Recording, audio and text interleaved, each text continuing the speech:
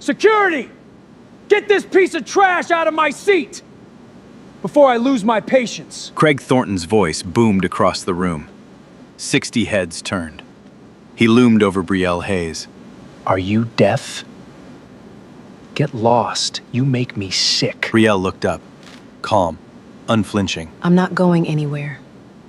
Talking back to me? Craig grabbed her collar and yanked her forward. Some filth sneaking into a Navy SEAL briefing?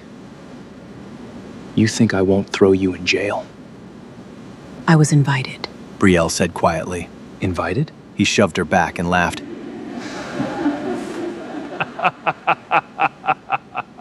Then what's your rank? Speak up so the whole room can hear just how important you are. He stepped in close. If you can't, you're done for. The room erupted. Brielle smoothed her collar. Just you wait. Craig and the others laughed louder, but no one in that room could have predicted what would happen 5 minutes later. Have you ever felt that deep satisfaction watching someone's arrogance collapse the second they realize the person they just called trash holds their entire career in her hands? Because you are about to drop a comment? Hit that like button and let me take you back to the very beginning. 6 hours earlier, Brielle Hayes pulled into the parking lot of Naval Station Norfolk in a silver Camry with a dent above the rear bumper. The sun hadn't fully risen. The guard at the gate glanced at her credentials, did a double take, and waved her through without a word. She parked between a row of government sedans and a black Suburban with tinted windows. No escort, no aide, no driver. Just a leather briefing binder on the passenger seat and a thermos of black coffee she'd brewed at 4 in the morning. Brielle stepped out and straightened her gray blazer. No insignia, no name tag, no flag pin. She was a civilian appointee, the second highest-ranking official in the United States Department of Defense. And she dressed like a woman heading to a Tuesday morning board meeting at a mid-sized nonprofit. That was the point. She didn't need fabric to announce who she was. 20 years of policy work had taught her that the loudest voice in the room was rarely the smartest. She'd graduated from Harvard Law at 24. By 28, she was drafting defense policy briefs at the Pentagon. By 36, she was advising the National Security Council. 14 months ago, the President of the United States had called her personally, not through a staffer, not through an intermediary, to offer her the role of Deputy Secretary of Defense. She was the first black woman in American history to hold the position. The Senate confirmed her 81-19, but none of that was written on her blazer. She arrived 30 minutes early, as she always did, slid into a seat in the VIP row at the front of the briefing room, opened her binder, read through the Pacific Strategy Summary for the 3rd time, made notes in the margins with a blue pen she'd carried since law school. The room was still mostly empty. A few junior officers setting up equipment, a technician adjusting the projector, a Navy lieutenant arranging nameplates along the front row chairs. One of those nameplates read, Deputy Secretary of Defense. Brielle didn't look at it. She didn't need to. The briefing room filled slowly. By 0830, roughly 60 personnel had taken their seats, naval officers, Marine Corps liaisons, a handful of civilian analysts from the intelligence community, and a few senior staffers from the Joint Chiefs. The hum of conversation was steady and professional. Coffee cups clinked, laptops opened, then Craig Thornton walked in. He didn't walk so much as occupy the space. 32 years old, 6'2", 220 pounds of muscle wrapped in a dress uniform that fit like it had been tailored by someone who owed him a favor. His trident pin gleamed on his chest, the gold insignia of a Navy SEAL earned through the most grueling military training program on Earth. 8 years of service, 3 deployments, a chest full of commendations, and a mouth that never learned when to stop. Behind him trailed 3 teammates, Lance Greer, 29, with a phone perpetually in his hand, Ethan Holloway, 31, who laughed at everything Craig said before Craig finished saying it, and Scott Callahan, 30, the quietest of the group, who followed Craig the way a shadow follows a streetlight. Craig scanned the room the way he scanned a battlefield, fast, dismissive, looking for threats and targets. His eyes passed over the officers, the analysts, the staffers, then they landed on the front row, on Brielle. A black woman, no uniform, no rank visible, sitting in the VIP section like she owned the building. Craig stopped mid-stride, his jaw tightened. He turned to Greer and said, loud enough for the nearest 10 people to hear, "You seeing this? Since when do they let the help sit in the front row?" Greer snorted. Holloway grinned. Lieutenant Commander Sarah Bennett, 38, sat 3 rows back. She heard the remark, and her pen stopped moving. She'd spent 12 years in the Navy, long enough to recognize the sound of a fuse being lit. She glanced at Brielle, then at Craig, and felt something cold settle in her stomach. Brielle turned a page in her binder. She hadn't looked up. She didn't need to. She'd heard comments like that for 20 years. In conference rooms, in Senate hallways, in parking lots where men in suits asked her if she was the valet. The words changed. The tone never did. She kept reading. Koch nudged Greer with his elbow. "Watch this." And he walked toward her. Craig Thornton planted himself directly in front of Brielle Hayes, feet shoulder-width apart, arms crossed, chin tilted upward like a man used to looking down at the world. Excuse me? Brielle looked up from her binder. Her expression didn't change. Yes? "You're in the wrong seat." I don't think I am. Craig let out a short laugh, the kind that wasn't really a laugh at all. It was a warning shot. "Lady, this is the VIP section, reserved seating, for people who've actually earned the right to be here. So unless you've got a rank I can verify, I'm going to need you to move." Brielle closed her binder slowly. She placed it on her lap and folded her hands on top of it. I was assigned this seat. "Assigned." Craig repeated the word like it tasted bad. He looked over his shoulder at Greer Holloway and Callahan, who had drifted closer, forming a loose semicircle behind him. "She says she was assigned this seat. You believe that?" Greer pulled out his phone and started recording. Didn't even try to hide it, just held it at chest level, lens aimed squarely at Brielle, and grinned like a man watching his favorite reality show. "So let me get this straight," Craig continued, turning back to her. His voice carried across the first 3 rows, with the ease of a man who'd spent years barking orders in hostile territory. "You walk into a joint military briefing at the largest naval base in the world, no uniform, no insignia, no identification that I can see, and you just sit yourself down in the front row like you own the building?" "I'm exactly where I need to be," Brielle said. Craig's jaw tightened. He didn't like that answer. He didn't like the calm in her voice, the steadiness in her posture, the way she looked at him without a trace of fear. In his world, a world of operators, of men who kicked down doors and cleared rooms under fire, respect was earned through action, through sacrifice, through scars you didn't talk about at dinner parties. And this woman sitting here, in her plain gray blazer with her quiet composure and her folded hands, hadn't earned a damn thing in his eyes. "Let me tell you something," he said, stepping closer. His voice dropped just low enough to sound threatening, without quite being a whisper. "I've spent 8 years putting my life on the line for this country. 3 deployments, 2 Bronze Stars. I've watched friends bleed out in places you can't even find on a map. I've carried coffins wrapped in flags. And you sitting there in your little office jacket, you think you can just walk in here and sit where warriors sit?" He leaned in. "Who do you think you are?" Brielle didn't blink, didn't shift, didn't so much as tighten her grip on the binder. "Are you finished?" The words landed like a slap across the room, not loud, not angry, just flat and final, delivered with the kind of composure that only comes from having heard far worse and survived it. And for a moment, just a moment, Craig Thornton didn't know what to say. Then Holloway snickered behind him, and the moment broke like glass. Craig's face hardened into something darker. He grabbed the armrest of Brielle's chair and leaned in until his face was less than a foot from hers. She could smell the coffee on his breath, could see the vein pulsing at his temple. "You don't talk to me like that. Not here, not anywhere. I don't know who you think you are, but around here respect is earned, not given. And right now the only thing I see is somebody who wandered in off the street and doesn't have the sense to leave." A ripple went through the nearby seats. 2 officers in the second row exchanged a glance but said nothing. A young ensign near the aisle gripped his pen so hard his knuckles turned white. A female captain in the 5th row pressed her hand flat against her thigh, jaw-locked, staring straight ahead, with the rigid discipline of someone forcing herself not to react. Nobody stood up. Nobody said a word.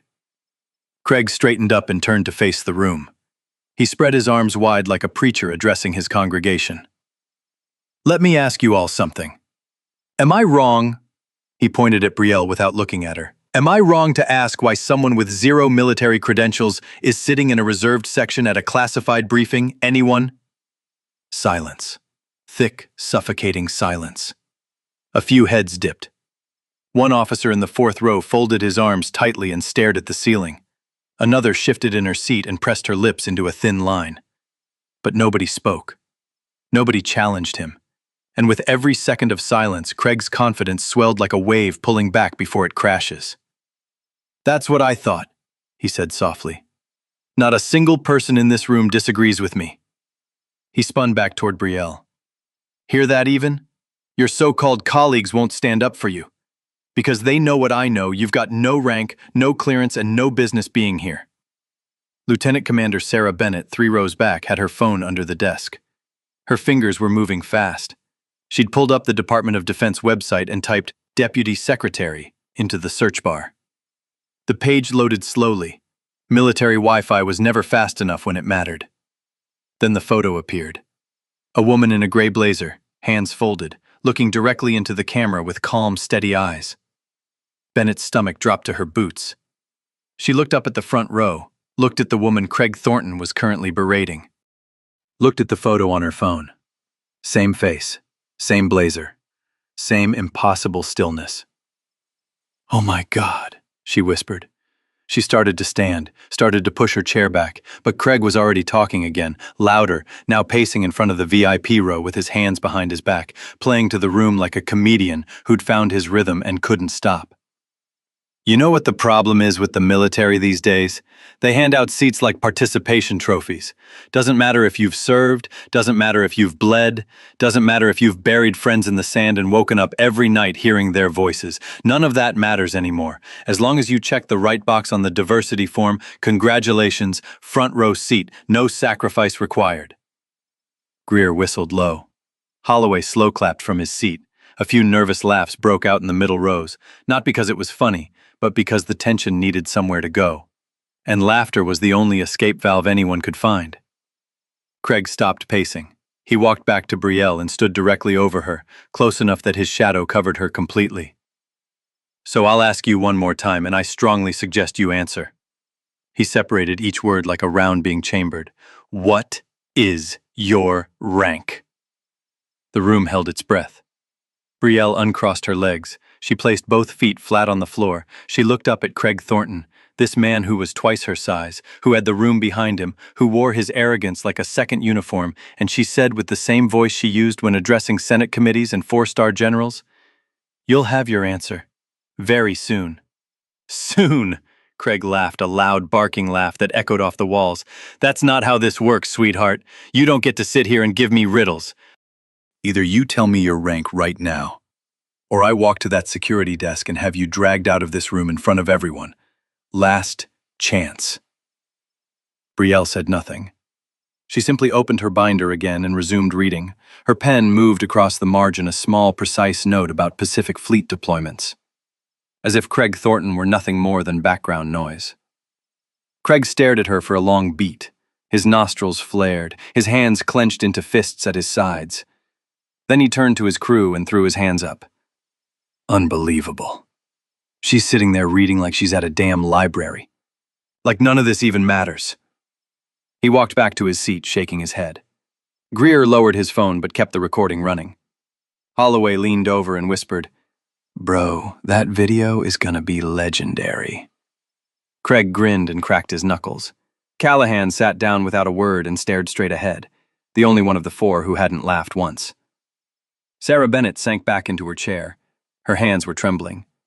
She looked at the nameplate on the front row desk, the one Craig had stood directly in front of for the past 5 minutes and never once bothered to read, and saw the words printed in small, clean letters. Deputy Secretary of Defense.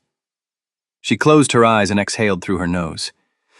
"You idiot," she murmured, barely moving her lips. "You absolute idiot." She reached for her phone, typed a text to Craig's number. "Stop now. You have no idea who that is."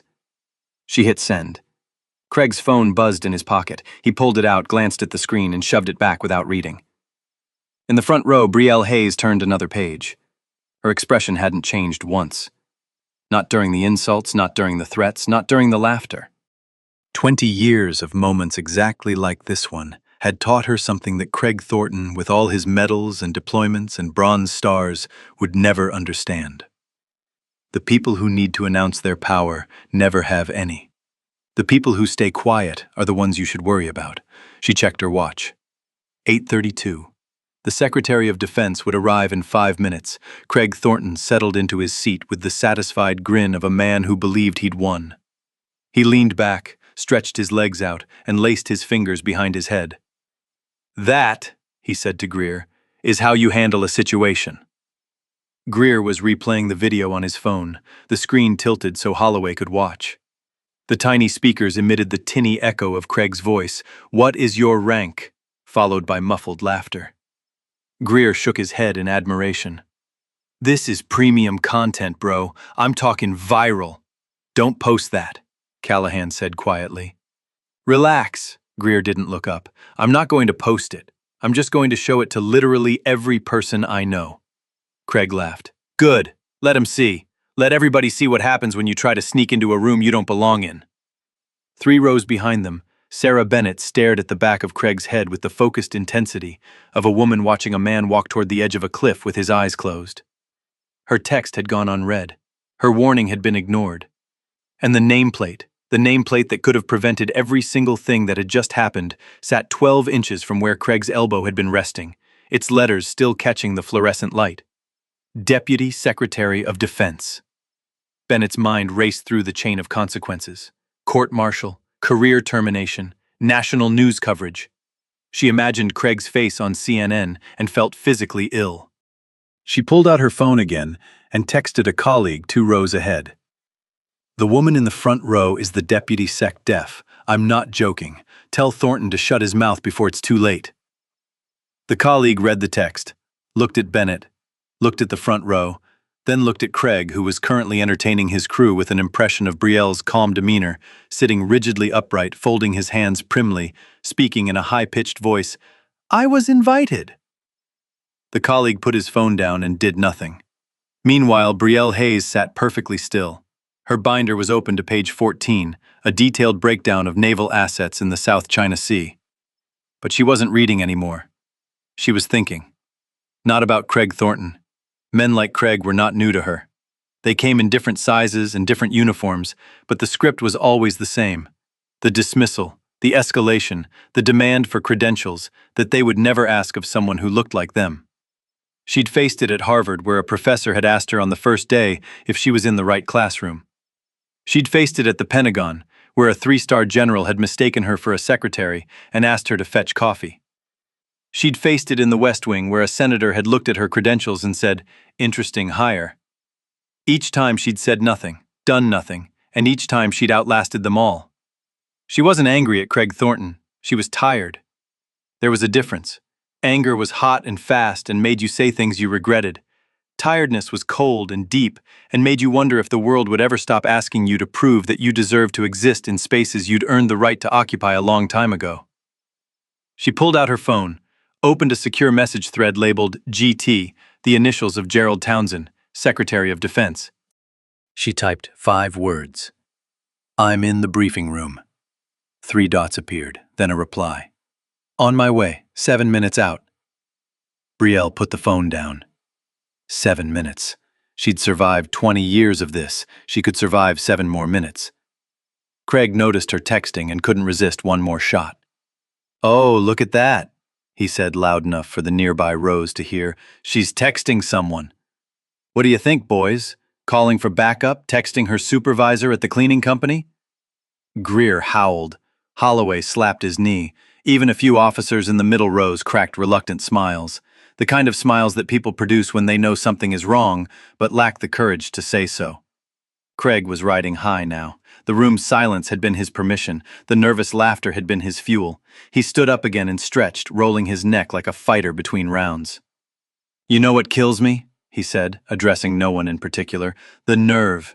The sheer, unbelievable nerve of walking into this room where the men and women who defend this nation come to discuss classified strategy, and sitting down like you've got a seat at the table. That takes a special kind of delusional." He glanced at Brielle. She hadn't moved, hadn't looked up, hadn't acknowledged him in any way since their last exchange. It bothered him more than he wanted to admit. There was something about her stillness that unsettled him. He'd faced insurgents in Fallujah who were less composed under pressure. He'd interrogated detainees who showed more discomfort in a plastic chair than this woman showed while being publicly humiliated in front of 60 people. Her calm wasn't the calm of someone who didn't understand what was happening.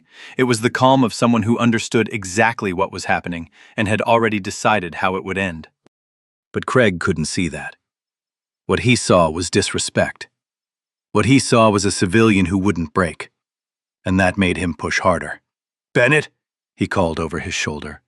"You've been sitting back there real quiet. What do you think, am I out of line here?" Sarah Bennett froze. Every head in the surrounding rows turned to look at her. She felt her throat tighten. "I think," she said, carefully choosing each word like someone defusing a bomb, "that you might want to read the nameplate on the desk before you say anything else." Craig frowned. "What nameplate?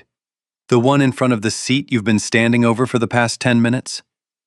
Craig waved her off. "I don't need to read a nameplate, Bennett. I can see with my own 2 eyes who belongs here and who doesn't." He turned back to his crew. "Besides, nameplates are just bureaucratic garbage. Anyone can put any name on a piece of cardboard." Bennett closed her eyes. She had tried. She had tried twice, the text and the warning. He'd ignored both. There was nothing left to do but sit back and wait for the impact. The intercom crackled. A voice filled the room, crisp, official, military. "Attention all personnel. The Secretary of Defense is arriving at the facility. ETA 5 minutes. All personnel are to remain in their seats." The effect was immediate. Conversations stopped, postures straightened, phones disappeared into pockets. The casual buzz of 60 people filling time evaporated and was replaced by the sharp electric tension of 60 people preparing to be in the presence of the most powerful military official in the country. Craig paused. For the first time since he'd walked into the room, his grin faltered. Not because he was worried, Craig Thornton was never worried, but because the announcement reminded him that the game had a clock. The SecDef was coming. The show was about to start, and the woman in the front row was about to be exposed for the fraud he believed she was. "Perfect timing," he muttered to Greer. "SecDef walks in, sees her sitting there with no credentials, and we get to watch her get escorted out by the big boss himself. This is going to be better than I thought." Greer nodded eagerly. "Should I keep recording?" "Absolutely." Brielle heard the announcement. She closed her binder one final time and placed it neatly on the desk in front of her. She adjusted her blazer, smoothed the collar that Craig had grabbed and wrinkled 20 minutes ago. Then she folded her hands in her lap and waited. In the back of the room, the double doors opened. 2 men in dark suits stepped through first, earpieces, lapel pins, eyes that scanned the room like radar. Secret Service. The room snapped to attention. Chairs scraped, boots hit the floor. 60 people rose as one. Craig Thornton stood with them, spine straight, chin up, eyes forward. The grin was gone. In its place was the rigid posture of a man who understood on an instinctual level that something much bigger than him had just entered the room. The doors opened wider, and Gerald Townsend, the 61-year-old Secretary of Defense of the United States, walked through. Gerald Townsend moved through the room the way aircraft carriers move through open water. Slow, deliberate, and impossible to ignore. Silver-haired, square-jawed, a dark suit that fit like it had been built around him rather than for him. He carried no briefcase, no folder, no visible notes. The man had commanded a carrier strike group, served as a 4-star admiral, and now held the highest civilian military office in the nation. The room wasn't just standing for protocol. It was standing because it understood what power looked like when it entered without announcement. The secretary didn't scan the room. He didn't greet the officers in the front rows. He walked with the unhurried confidence of a man who had never needed to rush in his life, directly to the VIP row. Directly to Brielle Hayes. He stopped in front of her, extended his hand, and said in a voice that carried across every corner of the silent room, "Madam Deputy Secretary, thank you for getting here early. I read your brief on the Pacific redeployment. Brilliant work, as always." Brielle stood, took his hand. "Thank you, Mr. Secretary." The silence that followed was not the silence of a room that had gone quiet. It was the silence of a room that had been gutted. 60 people standing at attention, processing 3 words that had just detonated like a bomb in the center of their understanding. Madam Deputy Secretary. Craig Thornton heard the words. His brain processed them, and for a long, terrible moment, the 2 pieces of information, the woman he had just publicly humiliated and the woman the Secretary of Defense was now addressing as his second-in-command, refused to connect. Then they connected. The color drained from Craig's face like water from a cracked glass. His lips parted. His hands, which had been rigidly at his sides, began to tremble. He looked at Brielle, looked at Townsend, looked at the nameplate on the desk that he'd been standing in front of for 20 minutes and had never bothered to read. Deputy Secretary of Defense. Behind him, Lance Greer's phone slipped from his fingers and clattered against the floor. The sound was deafening in the silence. Greer didn't pick it up. He was staring at the front of the room with the frozen expression of a man who had just realized that the video on his phone, the one he'd called premium content, was now evidence. Holloway had stopped breathing. Callahan closed his eyes. Gerald Townsend turned to face the room. He clasped his hands behind his back and spoke with the calm authority of a man who did not raise his voice because he had never needed to. For those of you who may not know, and apparently some of you do not, the woman standing beside me is Brielle Hayes, Deputy Secretary of Defense. She was confirmed by the United States Senate 81-19. She oversees policy, strategy, and operations for every branch of the armed forces represented in this room. He paused, let the words settle. Then he turned his gaze slowly, deliberately, toward the section where Craig and his crew were standing, including Naval Special Warfare. The words hung in the air like smoke after an explosion. Naval Special Warfare, Craig's unit, Craig's world, the world he'd spent 8 years building his identity around.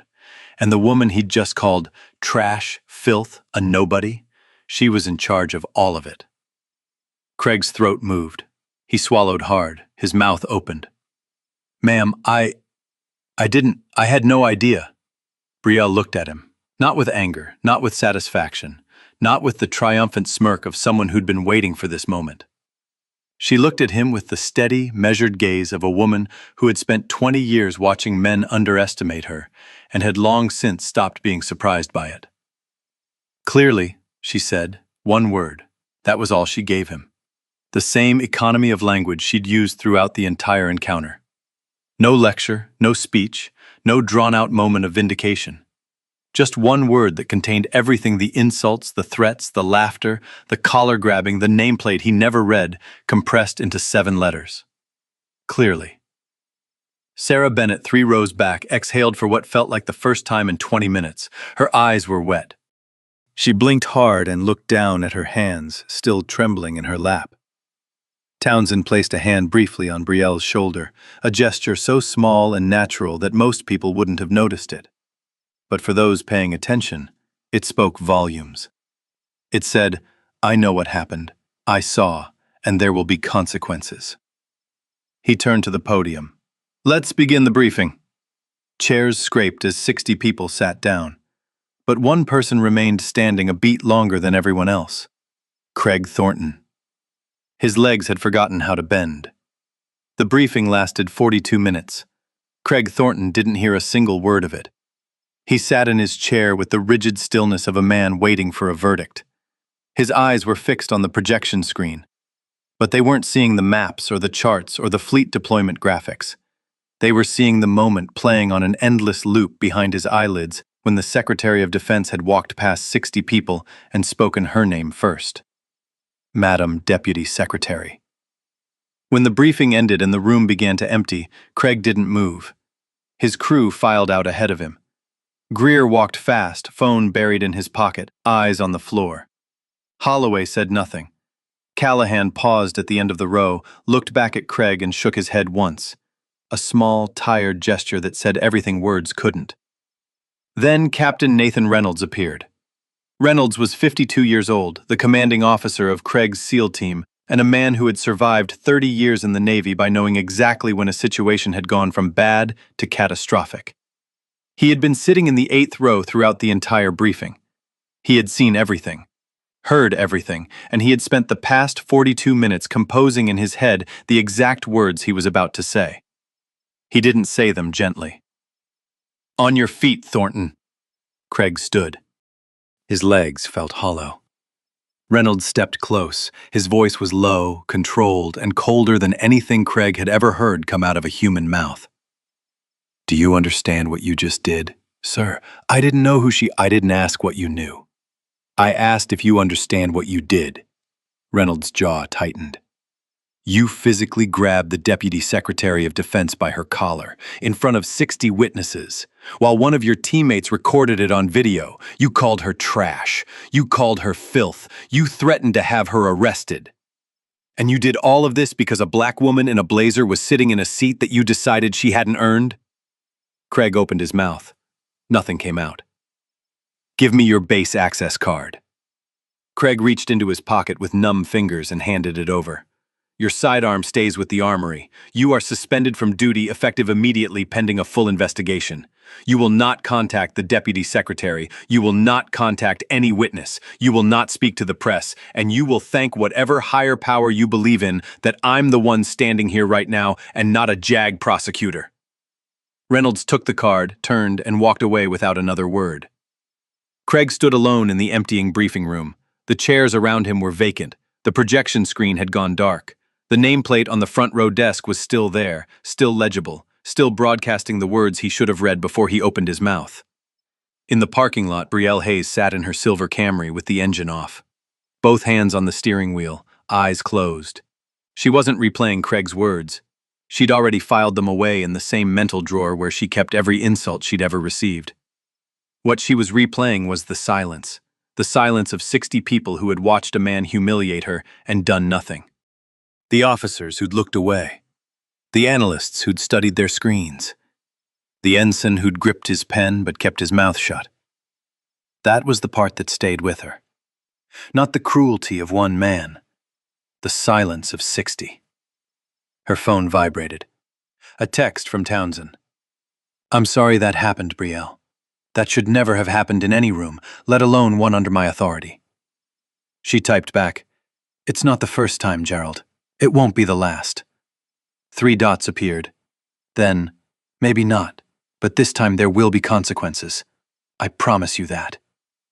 Brielle read the message twice, set the phone on the passenger seat, and sat there for another 3 minutes, hands on the wheel, breathing slowly, allowing herself the private luxury of feeling exactly what she felt. Not anger, not vindication, but the deep, bone-level exhaustion of a woman who had spent 2 decades proving she belonged in rooms that should have welcomed her from the start. Then she started the engine, pulled out of the parking lot, and drove home.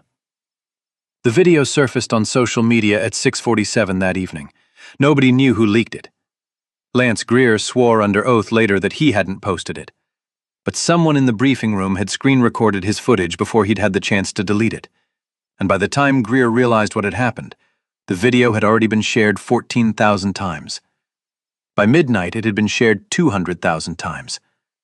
The clip was 93 seconds long. It showed Craig Thornton standing over a seated woman in a gray blazer, grabbing her collar, demanding her rank, and calling her trash and filth, while his teammates laughed in the background. The woman, whose face was partially visible, whose name was not yet public, sat motionless throughout the entire exchange. She didn't flinch. She didn't cry. She didn't raise her voice. She smoothed her collar and said 4 words that became the most quoted sentence on the internet that week. "You'll have your answer." The hashtag started on Twitter, "Who is she, sir?" Within 12 hours, it was trending in all 50 states. Within 24 hours, it had crossed international borders. Within 48 hours, the woman's identity was confirmed by a Pentagon spokesperson, and the hashtag evolved, "She was the Deputy SecDef." The story hit CNN first, then Fox News, then the BBC, then every major newspaper, podcast, and YouTube channel that covered military affairs, racial justice, or both. The footage was replayed on split screens alongside Brielle Hayes' official Defense Department portrait, the same gray blazer, the same folded hands, the same steady eyes that had stared down Craig Thornton without blinking. Op-eds poured in. Veterans wrote about respect and the chain of command. Active duty service members, many of them women, many of them black, posted their own stories of being dismissed, doubted, and disrespected in uniform. The conversation grew beyond Craig Thornton. It became about a culture, a pattern, a system that had allowed men like him to thrive unchecked for years, because Craig Thornton had not acted alone, and he had not acted for the first time. The Navy opened a formal investigation within 72 hours. Investigators pulled Craig's service record and found what Brielle's situation had already suggested a pattern. 3 prior complaints, all from female service members, all alleging harassment or discriminatory conduct, all filed through proper channels, and all 3 had been closed without action. The name on every closure form was the same, Lieutenant Commander Garrett Monroe, 52 Craig's direct superior, and the officer responsible for reviewing conduct complaints within the unit. Monroe had signed off on each case with the same notation: insufficient evidence, no further action required. Investigators subpoenaed Monroe's email. What they found was worse than negligence. In a message to a fellow officer dated 9 months earlier, Monroe had written about one of the complaints: "Handle this quietly. The last thing we need is another sensitivity training circus. Thornton is one of our best operators. Let it go." The email was leaked to Stella Crawford, a 35-year-old investigative journalist who had been covering military misconduct for 6 years. Crawford published the email in full alongside interviews with 2 of the 3 original complainants, women who had been told their experiences didn't matter, whose reports had been buried in desk drawers and forgotten. The public response was volcanic. The disciplinary hearing convened 3 weeks later at Naval Station Norfolk, the same base, the same building, a different room. Craig Thornton sat at a table with his military attorney. He wore his dress uniform. His trident pin was on his chest. His hands were folded on the table in front of him, and for the first time in his career, they were shaking. The panel reviewed the video evidence. They reviewed the 3 prior complaints. They reviewed Monroe's emails. They reviewed testimony from 14 witnesses who had been present at the briefing, including Sarah Bennett, who delivered her account in a clear, steady voice and never once looked away from the panel. The verdict was unanimous. Craig Thornton was stripped of his trident, the gold seal insignia he had worn with pride for 8 years, the pin that had defined his identity since the day it was placed on his chest. It was removed in a ceremony that lasted less than 2 minutes and ended a career that had taken a decade to build. He was demoted 2 ranks, transferred to an administrative support unit, barred from special operations permanently. Lance Greer received a formal reprimand and was reassigned. Holloway and Callahan were cleared of direct misconduct, but received counseling letters. Garrett Monroe was relieved of command. His 24-year career ended not with retirement honors, but with a quiet reassignment to a desk in a building nobody visited pending his own investigation. Brielle Hayes held a press conference on the steps of the Pentagon. She stood behind a podium with the Department of Defense seal. She wore the gray blazer. She spoke for less than 4 minutes. She did not mention Craig Thornton by name. "What happened at Naval Station Norfolk," she said, "was not an isolated incident. It was a symptom of a culture that has tolerated disrespect, dismissed complaints, and rewarded silence. That culture ends today." She announced the creation of a new Department of Defense directive, officially titled the Dignity and Respect in Service Initiative, but known to everyone who followed the story by its unofficial name, the Hayes Directive. The directive mandated annual training on bias, respect, and inclusive leadership for all military branches. It established an independent review board for harassment complaints, removing the chain of command from the process entirely. And it created a confidential reporting hotline, staffed by civilian investigators, not military personnel, for service members who believed their complaints had been ignored. "The uniform doesn't define service," Brielle said, closing her remarks. "Character does."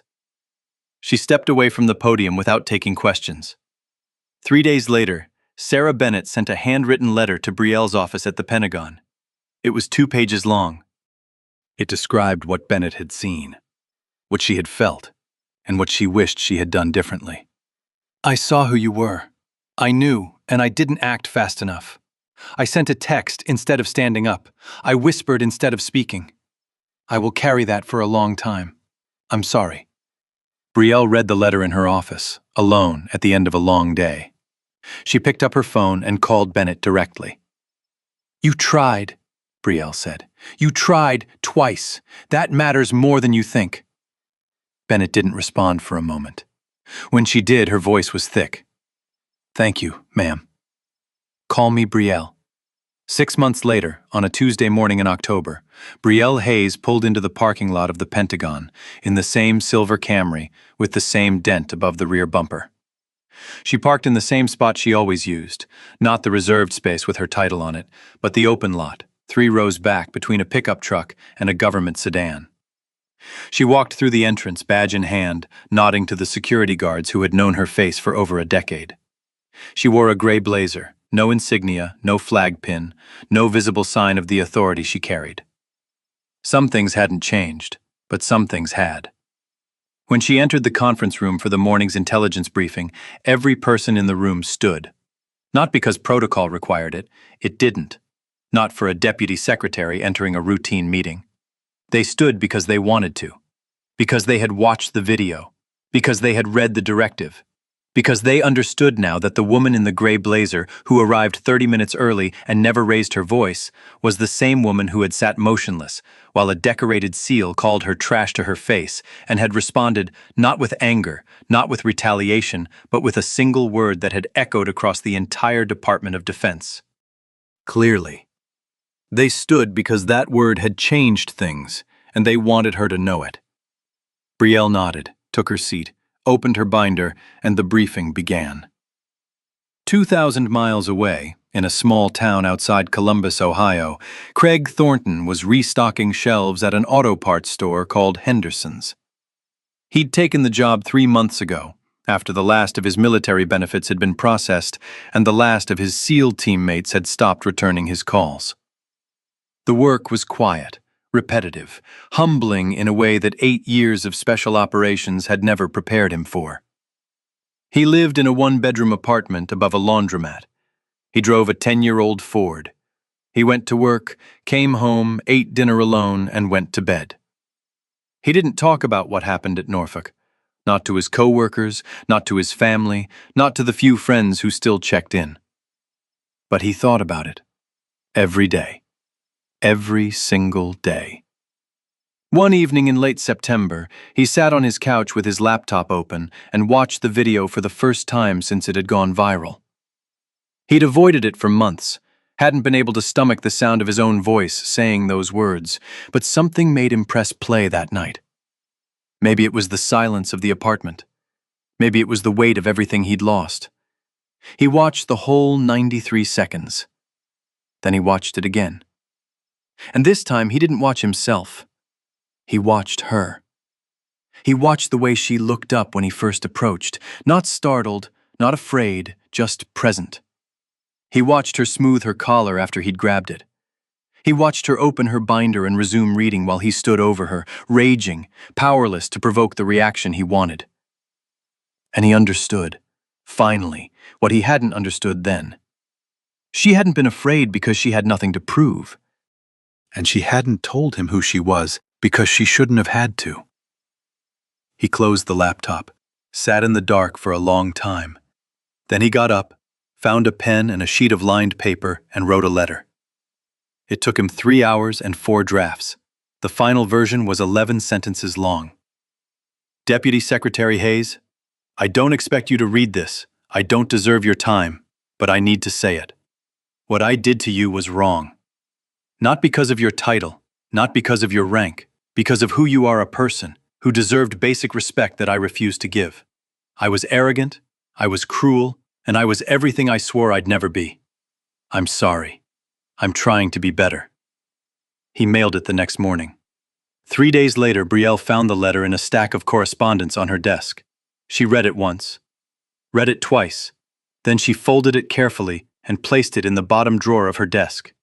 The same drawer that held her Harvard law diploma, her Senate confirmation letter, and a blue pen she'd carried since law school. She didn't write back. She didn't need to. The letter was enough.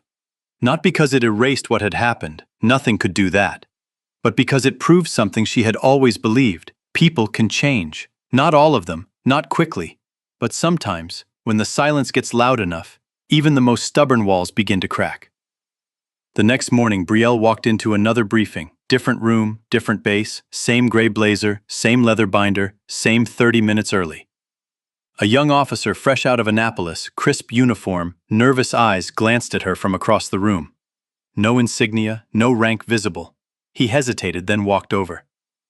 "Excuse me, ma'am, are you supposed to be here?" Brielle looked up, smiled. "I'm right where I need to be." If this story hit you, if it reminded you of something you've lived through, something you've witnessed, something you've stayed quiet about, I want to hear it. Drop your story in the comments. I read every single one. And if you believe that respect should never depend on what someone looks like, hit that like button. Share this with someone who needs to hear it. And subscribe so you never miss a story like this. Because as long as there are people sitting quietly in chairs they've earned and other people trying to drag them out, these stories need to be told.